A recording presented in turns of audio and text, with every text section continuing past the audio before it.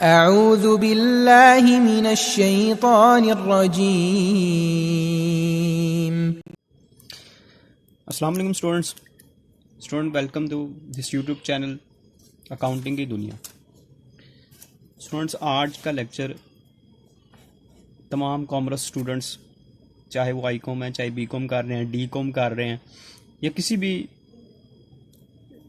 तरह से वो अकाउंटिंग के साथ मुंसलिक, आज का लेक्चर उन सब स्टूडेंट्स के लिए बहुत इंपॉर्टेंट होने वाला है। तो आपने ये लेक्चर को पूरा देखना है और इसको अपने फ्रेंड्स के साथ शेयर भी कीजिएगा, क्योंकि ये सब स्टूडेंट्स के लिए बहुत इंपॉर्टेंट लेक्चर है। आज हम अकाउंटिंग की बेसिक्स को डिस्कस करेंगे, कुछ बेसिक टर्म्स को,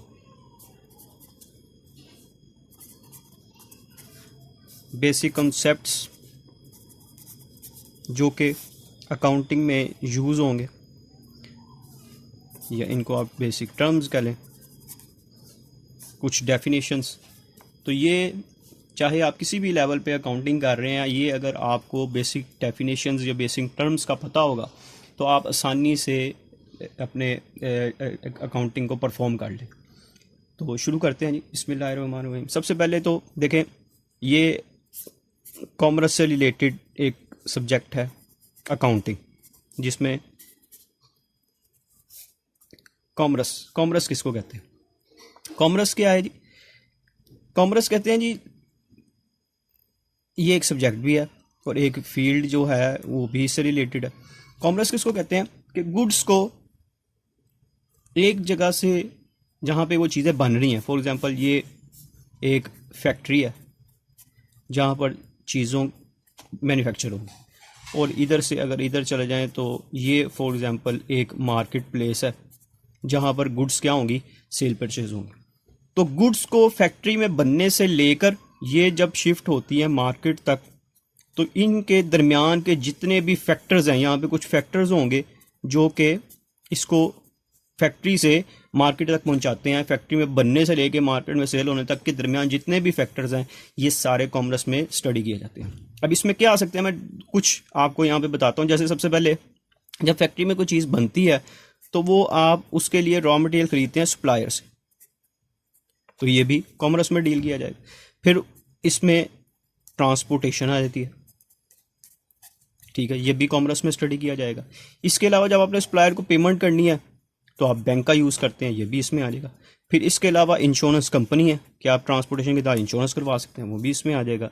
फिर उसके अलावा जब आप इसको सेल करेंगे, आगे डिस्ट्रीब्यूटर्स आ जाते हैं, उसके बाद होलसेलर्स आ जाते हैं, उसके बाद इसमें आपके पास रिटेलर्स आ जाते हैं, कमीशन एजेंट्स आ जाते हैं। ये सारे भी जितने भी ये फैक्टर्स हैं, ये सारे इनका काम क्या है कि गुड्स को मार्केट में अवेलेबल करना।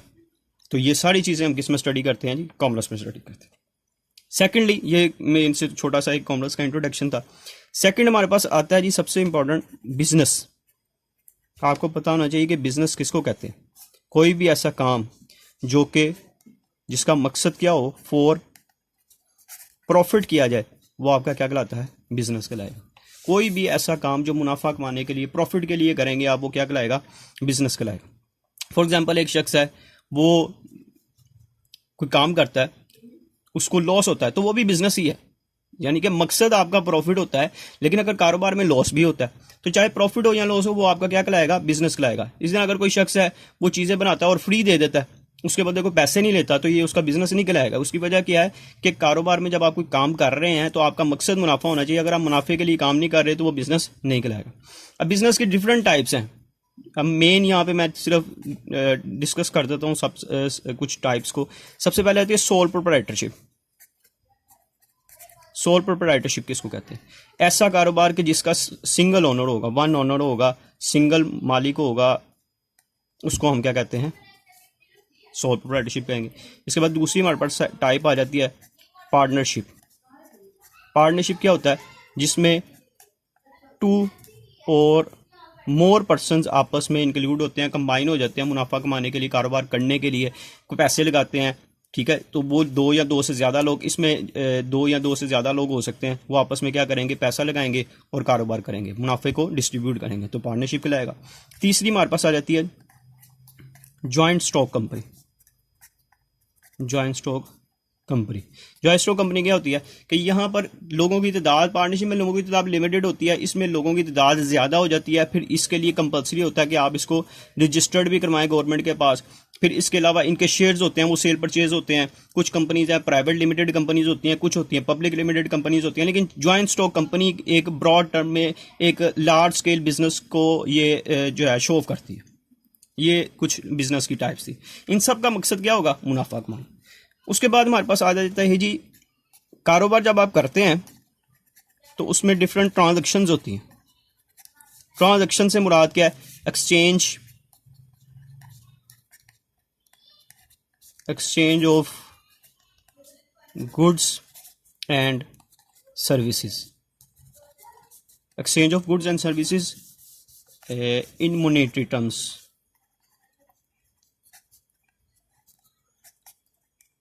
इन मॉनेटरी टर्म्स, पैसों के बस।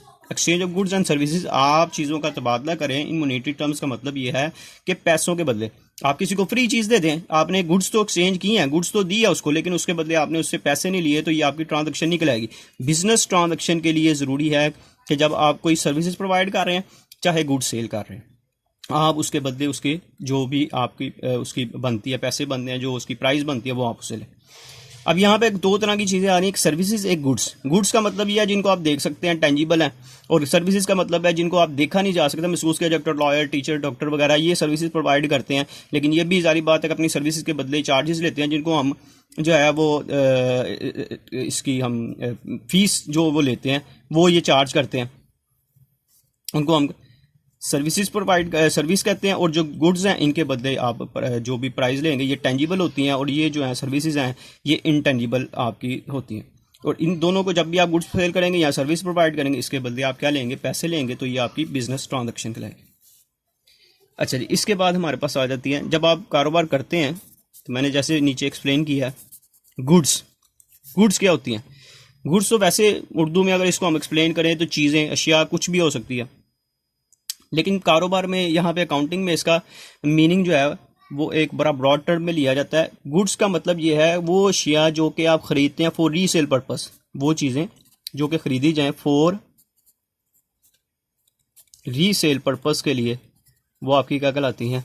गुड्स कहलाती हैं। अगर अपने इस्तेमाल के लिए खरीदी हैं वो गुड्स निकल आएंगी। आपका मकसद दोबारा उनको सेल करना होना चाहिए। इसके बाद हमारे पास आ गया जी परचेज़। किसको कहते हैं? परचेज़ वो चीज़ें जो आप ख़रीदते हैं दोबारा बेचने के लिए। अच्छा, ये गुड्स खुद कुछ भी नहीं है, इनको जब ख़रीदा जाता है तो इनको परचेज़ कहते हैं, और इन्हीं गुड्स को जब हम बेच देते हैं तो इनको सेल के नाम से हम रिकॉर्ड करते हैं। इसके साथ ही एक छोटी सी टर्म इसके साथ आती है, रिटर्न्स की भी आ जाती है। अगर वो चीज़ें जो आपने ख़रीदी हैं किसी डिफेक्ट की वजह से, किसी प्रॉब्लम की वजह से आप वापस करते हैं, तो उनको हम रिटर्न्स कहेंगे, या रिटर्न इसको हम आउटवर्ड भी कहते हैं। और सेल, अगर आपने कोई चीज़ें ख़रीदी थी उसको वापस करते हैं, सॉरी बेची थी उनको वापस करते हैं, वापस आती हैं आपके पास, तो उसको हम रिटर्न इनवर्ड कहते हैं। इसके बाद हमारे पास आ जाती थी डिस्काउंट। किसको कहते हैं? किसी चीज़ की जो भी मार्केट प्राइस है उस प्राइस में जो कमी आएगी उसको हम क्या कहेंगे? उसका डिस्काउंट। डिस्काउंट अलाउड भी हो सकता है अगर आप दे रहे हैं, डिस्काउंट रिसीव भी हो सकता है अगर आप ले रहे हैं। इसकी मेन जो टाइप्स है उसको हम कहते हैं, एक होता है कैश डिस्काउंट, एक होता है ट्रेड डिस्काउंट।